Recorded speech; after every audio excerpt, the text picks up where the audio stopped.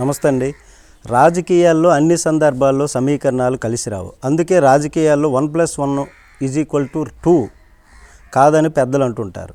ఇప్పుడు ఈ విషయం ఎందుకంటే ఉత్తరాంధ్ర టీచర్స్ ఎమ్మెల్సీ ఎన్నికల్లో ఏపీటీఎఫ్ అభ్యర్థి రఘువర్మకు టీడీపీ, జనసేన మద్దతు పలికాయి. కానీ ఆయన గెలవలేదు. దీంతో కూటమి సర్కారుకు ఉపాధ్యాయులు షాక్ ఇచ్చారనేటటువంటి ప్రచారానికి ఇంకా ఊపందుకుంది. ఇటీవల అసెంబ్లీ సమావేశాల్లో డిప్యూటీ సీఎం పవన్ కళ్యాణ్ గారు మాట్లాడారు. ఏమని అంటే 15 ఏళ్ల పాటు టీడీపీతో కలిసి ఉంటానని ప్రకటించారు ఆయన. టీడీపీ, జనసేన కలిసి ఉన్నంతకాలం అధికారం తమదే అనేటటువంటి అర్థం వచ్చేలా పవన్ కళ్యాణ్ మాట్లాడారు.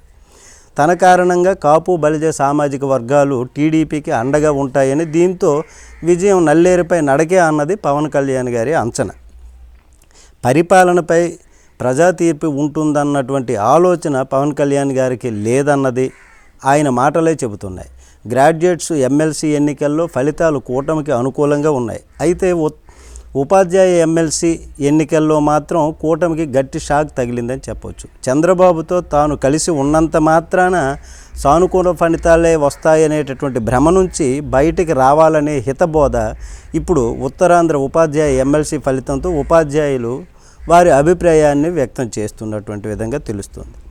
ఎన్టీఆర్ లాంటి విశేష ప్రజాదరణ కలిగినటువంటి నాయకుడికే 5 ఏళ్ల పాలనలో వ్యతిరేకతను ఎదుర్కోవడాన్ని పవన్ విస్మరించుంటున్నాడు.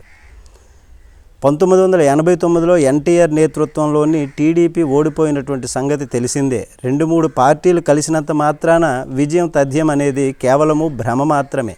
ఎప్పుడైనా మంచి పరిపాలన అధికారాన్ని తెచ్చిపెడుతుంది, అదే శాసిస్తుంది. ప్రజా తీర్పు ముందు చంద్రబాబు, పవన్ కళ్యాణ్లు ఎంత? నమస్తే.